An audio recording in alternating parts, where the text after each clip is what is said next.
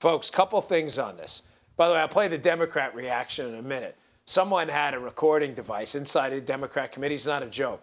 And I'm not going to say they flip out, but you know what? Play that now. Listen to how they're panicking already about this, because that'll set up what I'm telling you their response is going to be, and then we'll debunk it. Play the response. The audio's a little rough, but listen, oh my gosh, they freak out a little bit because now they realize that the courts may go back to interpreting the Constitution as written.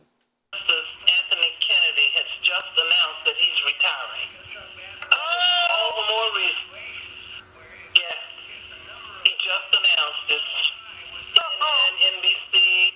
Oh my God. Got it. Organized. This is not that he's done us any good on these recent. Not that he's done us any good on these recent decisions, but he was the one occasionally persuadable.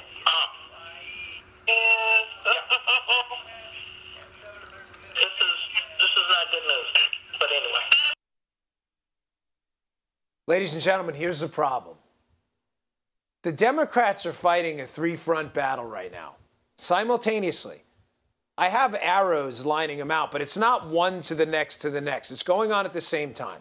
That three-front battle is this: the political realm, the culture realm, and the courts. Those fights go on at the same time. In the political realm, they need power. They have to elect liberals to get their big-ass state agenda and anti-liberty agenda enacted. Why? To pass legislation to take your money, take your gun rights, take your health care rights, all of that away. Your education rights for your kids. They need to get people elected to do that. They fight in the culture war, humiliating and embarrassing firearm owners, life advocates, people who advocate for life, people who believe in your ability to pick your own health care in your kid's own school. In the culture, they fight to humiliate, embarrass you, and marginalize you in the culture. We've seen it in entertainment, in the music industry. We've seen it over and over and over again. They also fight in the courts. The courts are where they go in the political realm when they can't win on the political issue.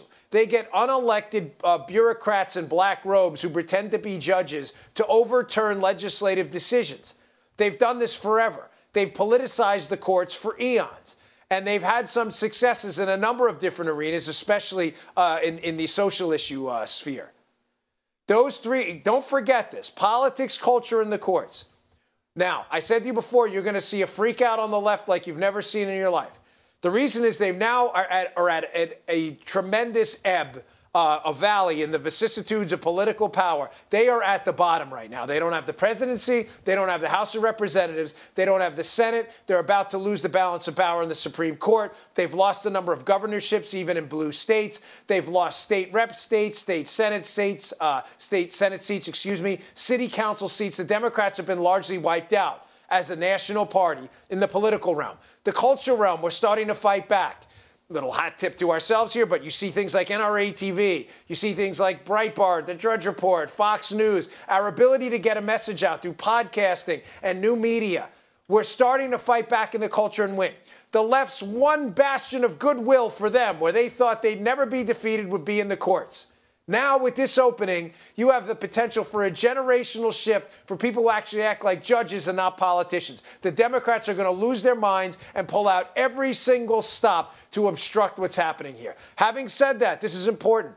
I don't really like these long monologues because you have to look at my face the whole time. And so do I, by the way, because I can see myself in the prompter, and it's not pretty. I mean, I got like a cement block head. It's like a big square. So it's kind of troubling to look at, but this is an important part of this too.